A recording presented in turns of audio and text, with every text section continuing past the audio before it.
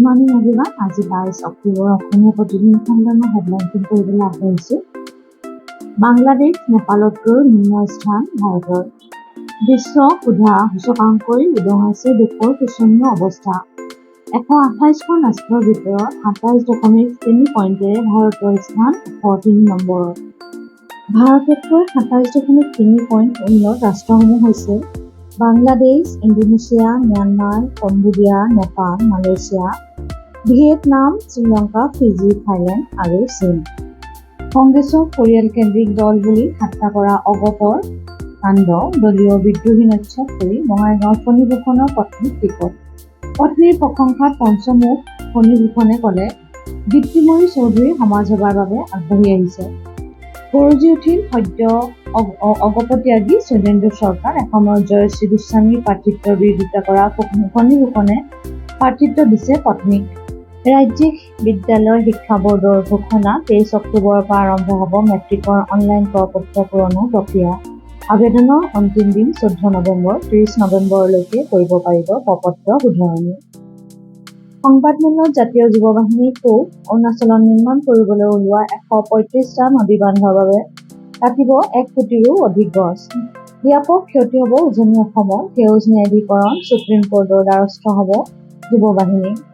3 number পৃষ্ঠাত আছে অসমৰ চাহ বাগিচা শ্ৰমিকৰ অনাদায় মজুৰি PF জমা নিদিয়াক লৈ কঠোৰ স্থিতি, মুখ্য সচিবক জবাবদিহি উচ্চতম ন্যায়ালয়ৰ। পৰৱৰ্তী শুনানিত সুশৰীৰে হাজিৰ হ'বলৈ নিৰ্দেশ। বাংগালুৰুত হাউলী যুৱকৰ ৰহস্যজনক মৃত্যু, পৰিকল্পিত হত্যাৰ অভিযোগ পৰিয়ালৰ।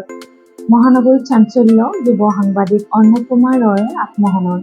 গুৱাহাটীৰ জ্যোতিকুছিৰ কংকাল উদ্ধাৰৰ ঘটনা, দণ্ডাধীশে পূৰ্ণিমা দেৱৰ কংকাল গতাই দিলে আৰক্ষী। মানসিকভাৱে অসুস্থ পুত্ৰ জয়দীপ দেৱে সংবাদ মাধ্যমক কোৱা মতে 3.5 মাহে এনেদৰে ৰাখি থৈছিল মাতৃক। মাতৃৰ কংকালৰ কুৱাপাতিতে শিৱৰ ফটো ৰাখি বন্তি জ্বলাই ওম নমঃ শিৱায় মন্ত্ৰৰে পূজাও কৰিছিল জয়দীপে।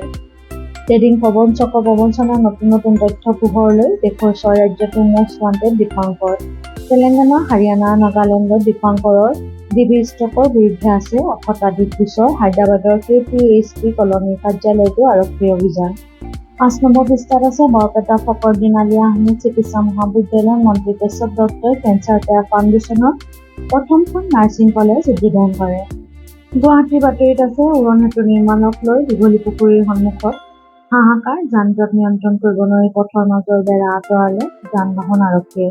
বিভাগৰ সমন্বয়হীনতাত GNB পথত তীব্ৰ যান-জঁটত অতিষ্ঠ যাত্ৰী পথচাৰী। চন্দ্ৰপুৰত খোৱাপানীৰ তীব্ৰ সংকট, ভালুকৰ হাঙিত পৰিণত জল জীৱন মিছনৰ 348 কোটি টকীয়া অভিলাষী আঁচনি।